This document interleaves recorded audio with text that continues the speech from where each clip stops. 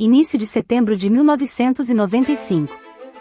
Mistério no céu de Aparecida, no Vale do Paraíba, é registrado e visto por centenas de pessoas por vários dias.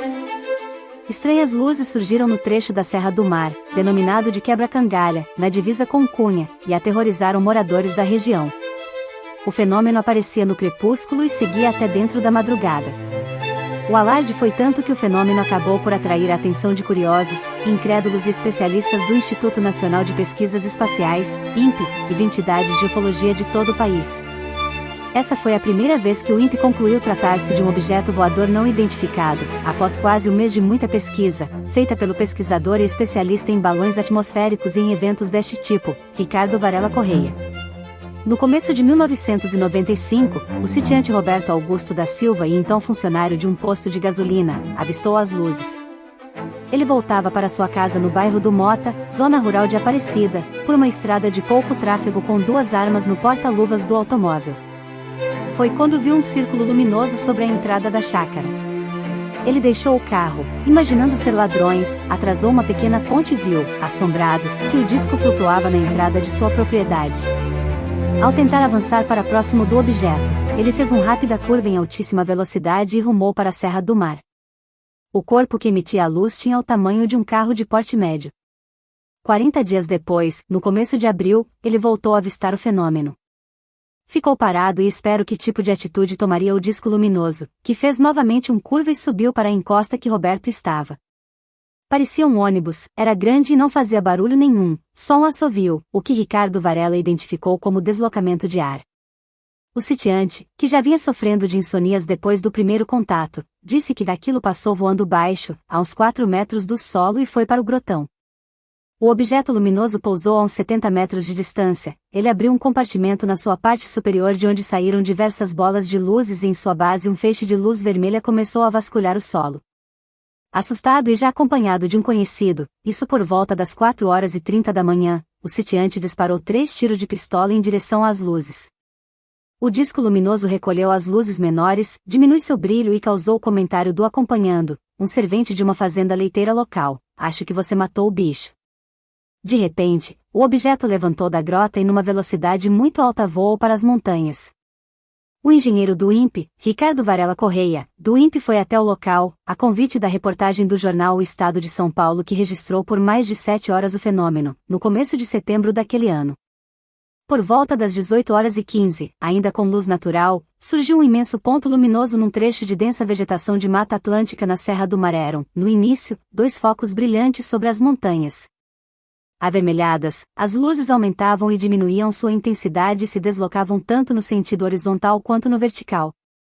Munido de vários instrumentos de precisão, Varela calculou a distância que estavam, 11 quilômetros, e as coordenadas cartesianas a partir do ponto de observação. O momento mais impressionante ocorreu por volta da 00h30. Vários fachos luminosos cortaram o céu numa perpendicular aos pontos brilhantes, proporcionando um belo espetáculo. O mais incrível foi que o foco não surgia do horizonte, mas acima dele, numa noite de céu muito claro e sem a presença do clarão da lua.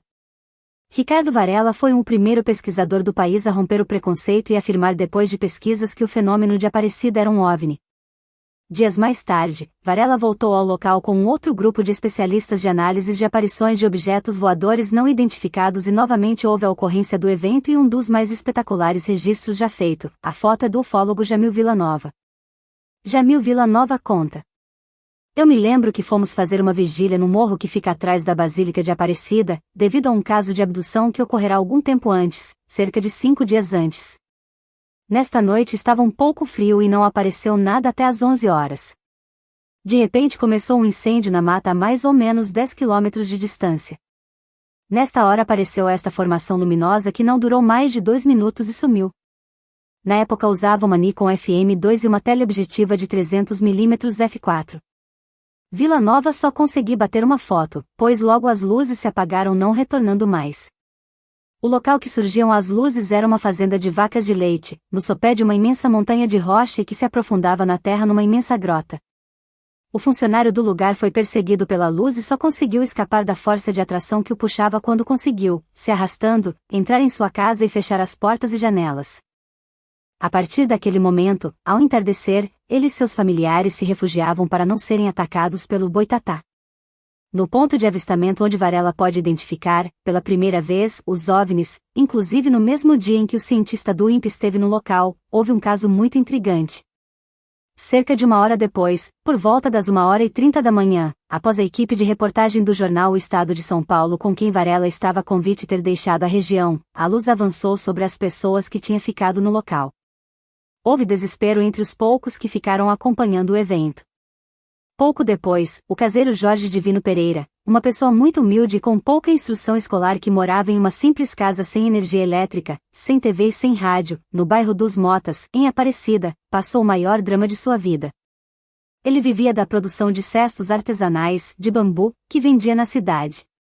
Na madrugada do dia 1º de setembro de 1995, Jorge acordou com uma intensa luz entrando pela sua janela.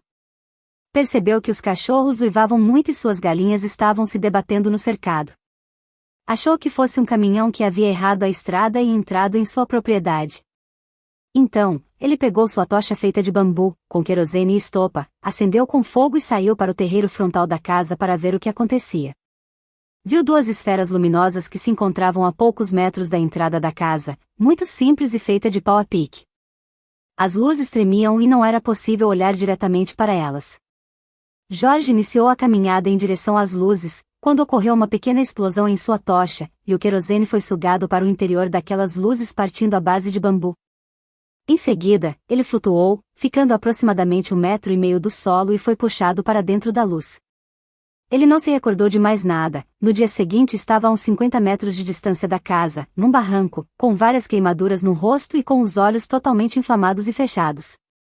Ao ser entrevistado na época, com a presença de Ricardo Varela Correia, o rapaz disse que foi levado para o interior daquelas luzes, tentou gritar, mas não conseguiu. Acabou desmaiando. Ele acordou de manhã, já com o dia claro. Acreditava ter passado umas 5 horas desde o seu encontro com o objeto luzente. Seus braços e pernas estavam imóveis e com uma sensação de torpor. Então, ele rastejou por um grande trecho até chegar em sua cama, deitou e não conseguia se levantar. Teve fortes dores de cabeça, insônia e vômito por vários dias. As 2 vítimas das luzes de Aparecida não moram mais no local. Foram embora, com medo do que passaram.